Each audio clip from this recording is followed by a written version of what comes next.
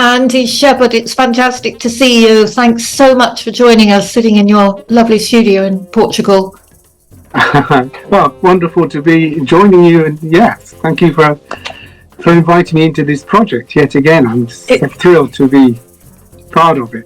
It's wonderful that you're with us in Brighton, because I don't think we've done it. We've played together such a lot, but I don't think we've worked together in Brighton. And obviously you're going to come along on November the 12th and be doing this massive, wonderful American program with the orchestra of Deep River in the first half and Moondog in the second half.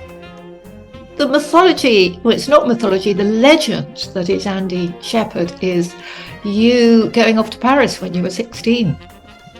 That's right, yes. I mean, I did. I wasn't 16, I was a little older than 16, but, I suppose, well, when you have I had one of those moments in life when I discovered the music of John Coltrane, and it was so powerful discovering his music and hearing that music, and I just had one of those moments. I thought, that's the kind of music that's what I want to do with my life. I want to play the saxophone, and I want to, play that kind of music, be in that universe. And then I just thought, whatever it takes, I'm going to go for that, and let's see what happens. Which entailed getting on a train and going to Paris, and and starting this whole thing, this whole voyage with the saxophone. It's astonishing. I mean, it was so foolhardy, so crazy.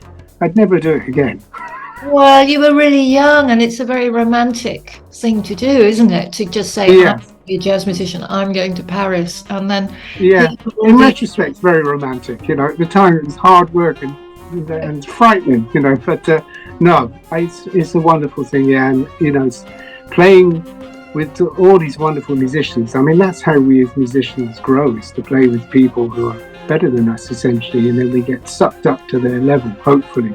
It's a kind of osmosis, and it's certainly a thrill for me to play with yourself and to play with an orchestra and everything, because that's a different world to the jazz world that I'm used to, the small group thing. Suddenly you're part of this huge canvas, and it's a thrill to try and put on these different hats and not to fall off.